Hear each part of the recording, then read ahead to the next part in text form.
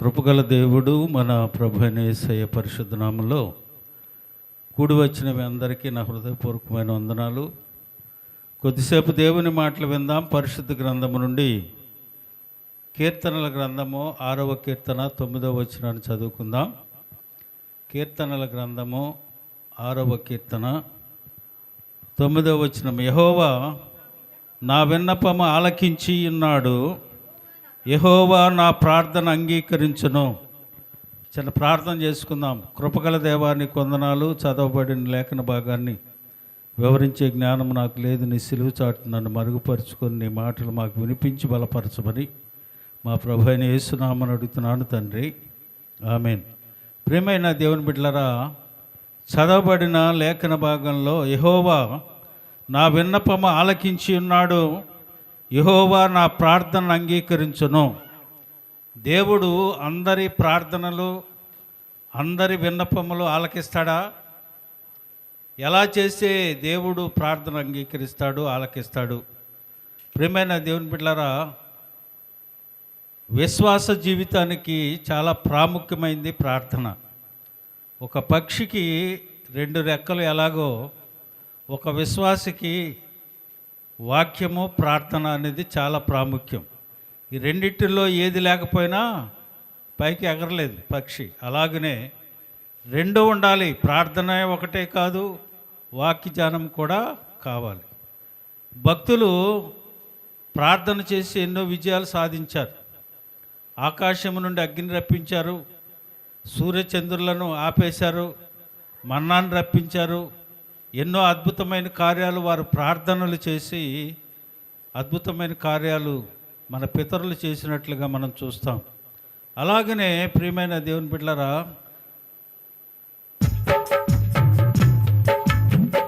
తోడుగా నీడగా నిలిచే మా దేవా, నీ కృపలో మమ్ము బలపరచుము ప్రభువా. తోడుగా నీడగా నిలిచే మా దేవా, నీ కృపలో మమ్ము బలపరచుము ప్రభువా. యేసయ్యా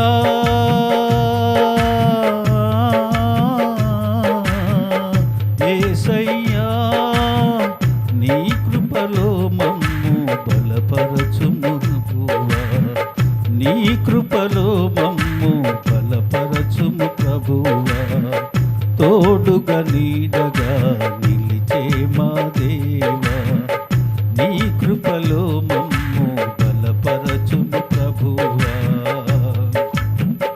చప్పట్లు కొడదాం. యాకోబు ప్రార్థన విన్నావు దేవా, ఇశ్రాయేలుగా మార్చావు ప్రభువా. యాకోబు ప్రార్థన విన్నావు దేవా, ఇశ్రాయేలుగా మార్చావు ప్రభువా. హాగరు ప్రార్థన విన్నావు దేవా, ఇస్మాయేలును దీవించావు ప్రభువా. హాగరు ప్రార్థన విన్నావు దేవా, ఇస్మాయేలును దీవించావు ప్రభువా. యేసయ్యా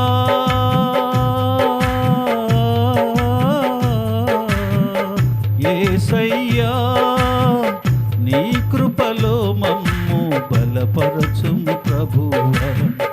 నీ కృపలో మమ్ము బలపరచుము ప్రభువా. తోడుగా నీడగా నిలిచే మా దేవా, నీ కృపలో మమ్ము బలపరచుము ప్రభువా. తోడుగా నీడగా నిలిచే మా దేవా, నీ కృపలో మమ్ము బలపరచుము ప్రభువా. దానియేలు ప్రార్థన విన్నావు దేవా, సింహపు నోళ్లను మూసావు ప్రభువా. దానియేలు ప్రార్థన విన్నావు దేవా, సింహపు నోళ్లను మూసావు ప్రభువా. సౌలును పౌలుగా మార్చావు దేవా, నీ సేవకునిగా చేశావు ప్రభువా. నన్ను పౌలుగా మార్చావు దేవా, నీ సేవకునిగా నిలిపావు ప్రభువా. యేసయ్యా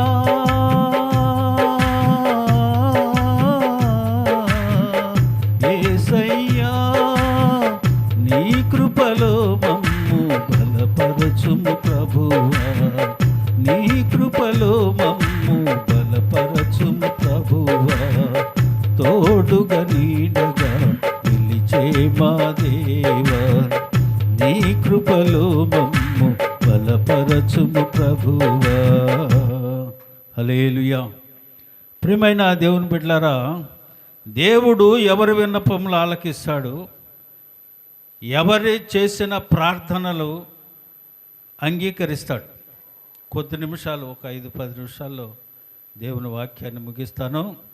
మొట్టమొదటిగా మనం చూసినట్లయితే మత్తయి సువార్త 21వ అధ్యాయం 22వ వచనంలో దేవుని వాక్యం అంటా ఉంది కదా. యేసు ప్రభు వారు చెప్తున్నారు, మీరు ప్రార్థన చేయనప్పుడు వేటిని అడుగుదురు అవి దొరికినవని నమ్మిన ఎడల వాటిని పొందుదురు. హల్లెలూయా. ఏం చేయాలట? మొట్టమొదటిగా నువ్వు ప్రార్థనలోకి వెళ్ళేటప్పటికే దేని గురించి అయితే నువ్వు ప్రార్థించడానికి మోకరిస్తా ఉన్నావో, దేని గురించి అయితే ప్రార్థన చేయటానికి ప్రభు సన్నిధికి మనం వస్తామో అది నీవు పొందుకున్నావని మోకరించి ప్రార్థించాలట. హల్లెలూయా. మీరు ప్రార్థన చేయనప్పుడు వేటిని అడుగుదురో అవి మీకు దొరికినవని నమ్మిన ఎడల వీటిని పొందుకుంటారు. ప్రార్థనకి ఊరికనే వస్తామని చెప్పండి. ఈరోజు అంతా ఫ్యాషన్ అయిపోయింది. ప్రార్థనకు వచ్చి మోకరించి దేవుని సన్నిధిలో ప్రార్థించుకునేవారు కరువైపోయారు. వీరి గురించి ఎవరో ప్రార్థించాలి. ఫోన్లు చేసి ప్రార్థన చేయించుకుంటూ, అయ్యా మాకు ఈ అక్కర ఉంది, మా అవసరత ఉంది, లేకపోతే ఈ పరిస్థితి ఉంది అని చేయించుకుంటున్నారు తప్ప ఏమని దేవుడు సెలవిచ్చాడు? మీరు ప్రార్థన చేసేటప్పుడు దేన్నైతే అడుగుతారో అది పొందుకున్నారని నమ్మి ప్రార్థన చేసుకోమని దేవుని వాక్యం అంటా ఉంది. కనుక మొట్టమొదటిగా మనం చేయవలసింది, దేని గురించి అయితే మనం ప్రార్థించడానికి మొదలుకు వచ్చామో, దేని విషయమైతే ప్రభుని అడగటానికి ప్రభు సన్నిధిలోనికి మనం వచ్చామో, ఏ విషయాన్ని ప్రభు పాదాల చెంత పెట్టదలుచుకున్నామో అది పొందుకున్నామో అని నమ్మి దేవుని సన్నిధిలో ప్రార్థించాలి. హల్లెలూయా. గుర్తుపెట్టుకోండి, మొట్టమొదటిగా ప్రార్థన చేసేవాళ్ళు చేయవలసిన పని అది. రెండవది చూడండి, కొలసీ పత్రిక 4వ అధ్యాయం 2వ వచనం, ప్రార్థన యందు నిలకడగా ఉండి కృతజ్ఞత గలవారై దాని యందు మెలకువగా ఉండుడి. హల్లెలూయా. ప్రార్థన మోకరించేటప్పుడు దేని విషయమైతే నువ్వు ప్రార్థిస్తున్నావు అది పొందుకున్నావని ప్రార్థించాలి. ప్రార్థనలో నిలకడ ఉండాలి. నిలకడ కాదు, మెలకు ఉండాలి. హల్లెలూయా. ప్రార్థన చేసేటప్పుడు ఎలాగూ ప్రార్థన చేయాలో నీకు తెలియదు కనుక ఆత్మ తానే మన పక్షంగా చెప్పసక్కిప కాని మూలుగులతో మన పక్షంగా తండ్రికి విజ్ఞాపన చేయుచున్నాడని దేవుని వాక్యంలో ఉంది. నీకు ప్రార్థన చేయనప్పుడు ఆత్మ నిన్ను ఆవరించి ప్రార్థన చేస్తూ ఉంటుంది. నువ్వు కనిపెట్టాలి. ఊరికే ఆషామాషిగా వచ్చి ప్రార్థన చేసుకుని వెళ్ళిపోతే కుదరదు. నిలకడ, మెలకువ. హల్లెలూయా. నిలకడగా ప్రార్థన చేయాలి, పట్టుదల కలిగి ప్రార్థించాలి. నిలకడ కలిగి ప్రార్థించేటప్పుడు మెలకువగా ఉండాలి. ప్రభువు నీతో ఏం మాట్లాడుతున్నాడో, ఏమి చూపిస్తున్నాడో, ఏది ప్రవచిస్తూ ఉన్నాడో, ఏ దర్శనం నీకు అనుగ్రహిస్తూ ఉన్నాడో దాని కొరకు కనిపెట్టుకోవటానికి నిలకడగా ఉండాలి, మెలకువగా ఉండాలి. మెలకువ లేకపోతే ఆయన చెప్పే మాట వినలేవు, ఆయన ఇచ్చే దర్శనాన్ని నువ్వు చూడలేవు. మొట్టమొదటిగా నమ్మిక, రెండవది నిలకడ, మెలకువ. చూడండి తర్వాత ఫిలిప్పీ పత్రిక 4వ అధ్యాయం 6-7 వచనాల్లో, ప్రార్థన విజ్ఞాపనల చేత మనస్పూర్వకంగా మీ విన్నపములు దేవునికి తెలియజేయుడి, అప్పుడు సమస్త జ్ఞానమునకు మించిన దేవుని సమాధానం మీకు వస్తుంది.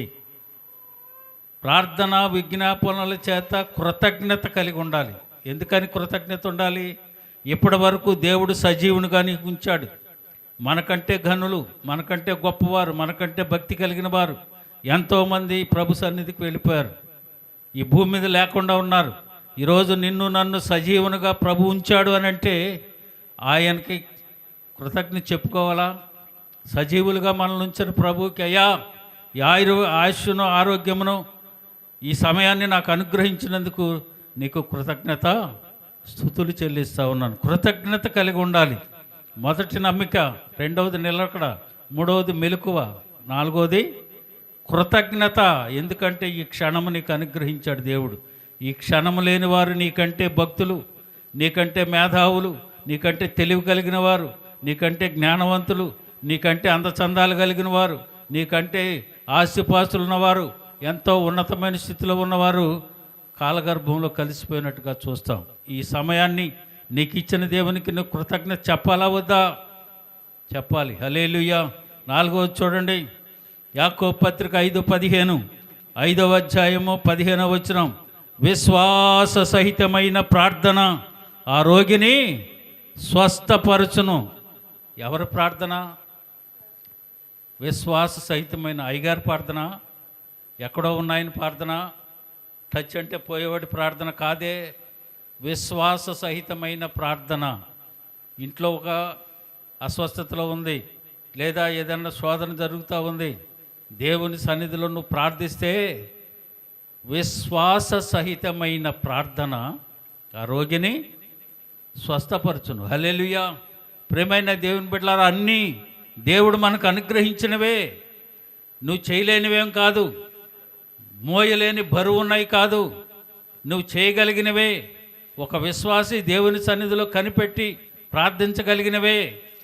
అవే చేయలేక ఎవరినో ఆశ్రయిస్తూ ఉంటాం మనం. కానీ దేవుని వాక్యం అంటుంది, నీ ప్రార్థన విన్నపాలు నేను ఆలకిస్తా, ఇలా ఉండు, ఇలా చెయ్యి అని దేవుని వాక్యం అంటూ ఉంది. తర్వాత చూడండి, సామెతల గ్రంథము 15వ అధ్యాయం 8వ వచనం. యథార్థవంతుల ప్రార్థన ఆయనకు ఆనందకరం. హల్లెలూయా. యథార్థవంతులు ప్రార్థన చేసి ఆయన ఆనందిస్తాడట. యథార్థంగా నువ్వు ప్రార్థిస్తే నీ ప్రార్థన ఆయన ఆనందాన్ని కలుగు చేస్తాడు. చూడండి, యథార్థవంతుల ప్రార్థన మీద చూడండి,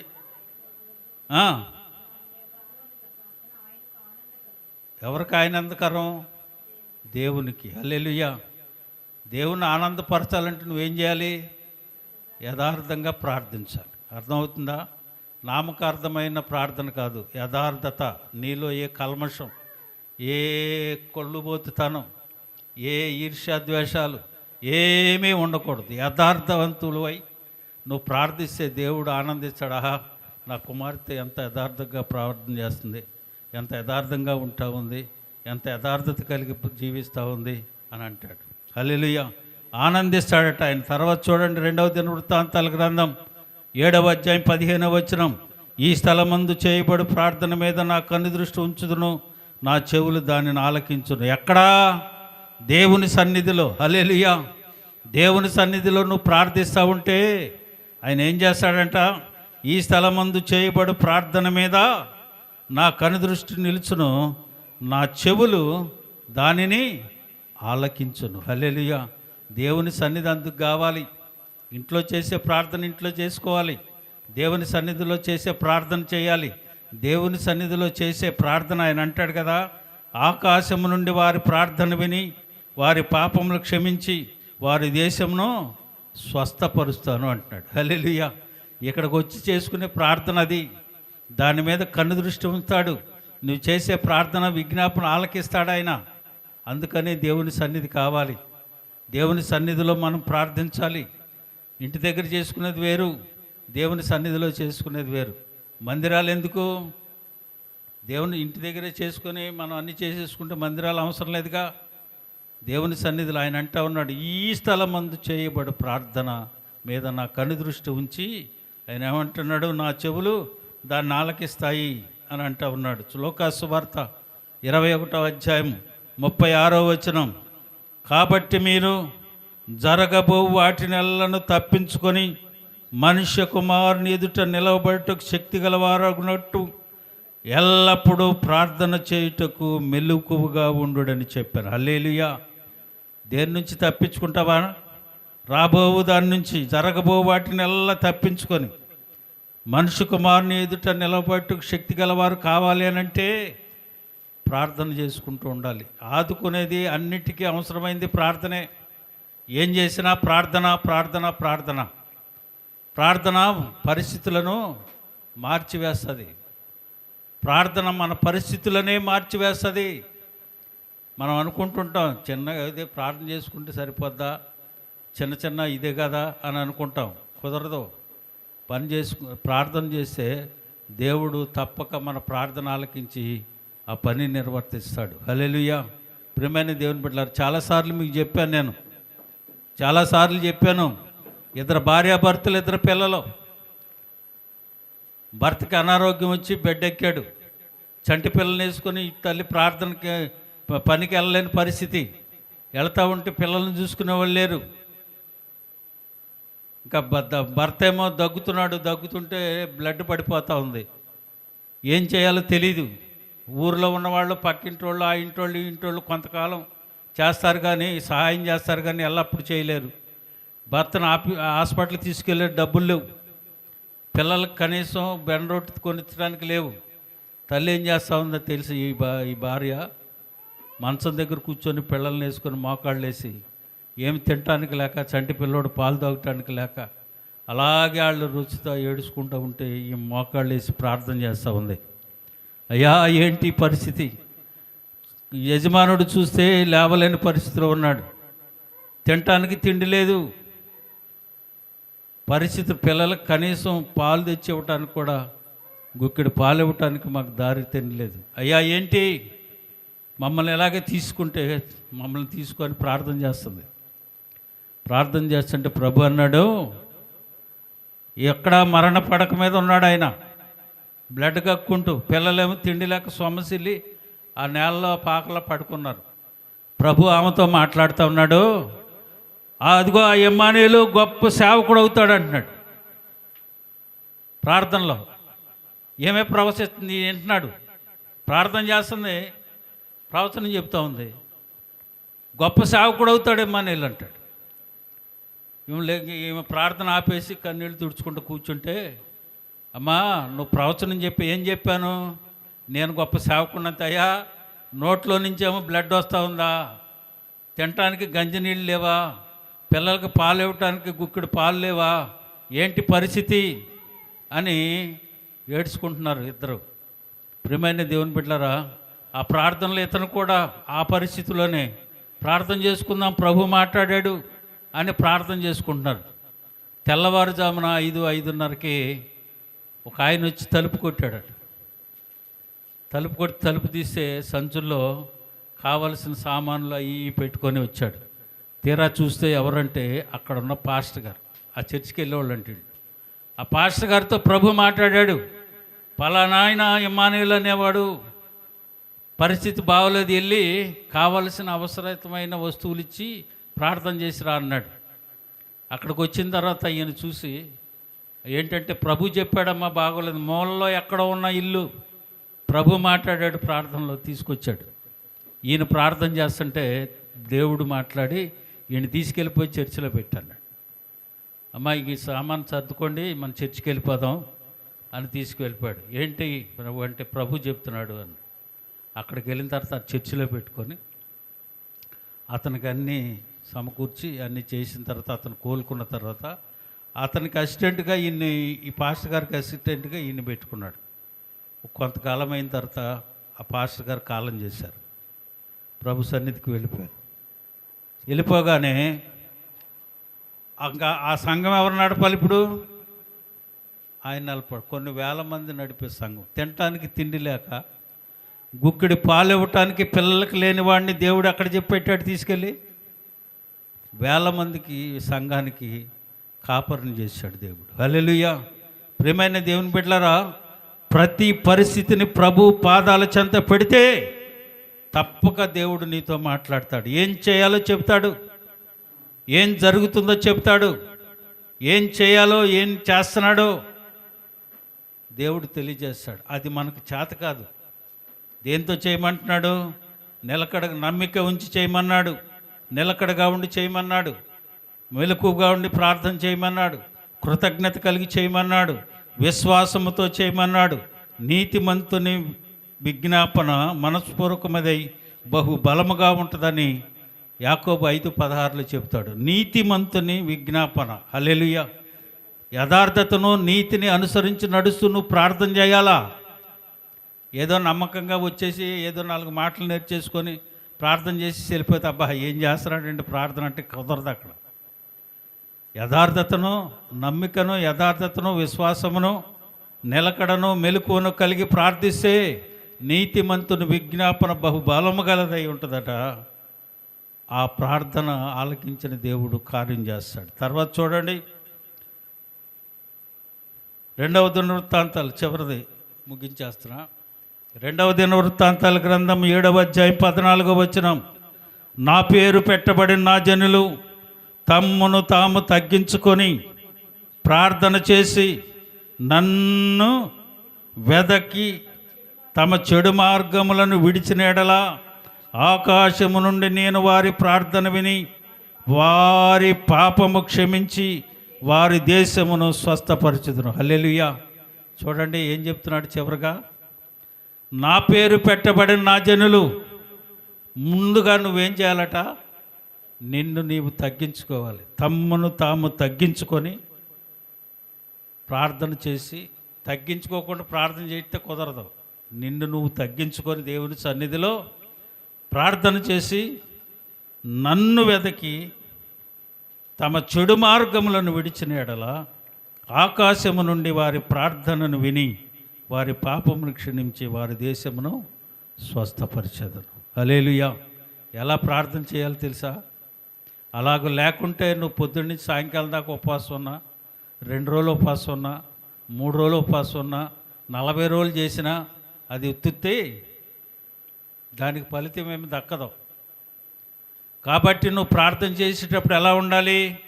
నమ్మిక ఉంచి ప్రార్థించాలి, నిలకడగా ఉండి ప్రార్థించాలి, మెలకువగా ఉండి ప్రార్థించాలి, కృతజ్ఞతాపూర్వకంగా ఉండాలి, విశ్వాససహితంగా ఉండాలి. నీతిమంతుని ప్రార్థన, యథార్థవంతుని ప్రార్థన, దేవుని సన్నిధిలో చేసే ప్రార్థన, నిన్ను నీవు తగ్గించుకునే ప్రార్థన, ఆయన్ని వెతికే ప్రార్థన, చెడు మార్గములు విడిచే ప్రార్థన. హల్లెలూయా. వాటిని చేస్తే నువ్వు చేసే ప్రార్థన ఆలకించి ప్రభు ప్రతి కార్యమును తలపెడతాడు. నిన్ను నీ కుటుంబాన్ని దేవుడు ఎప్పుడు తోడుగా ఉండి నడిపించుకుంటాడు. హల్లెలూయా. అలాంటి ప్రార్థన చేసి దేవుని కాపుదల్లో మన ముందుముగాక. అందరూ తల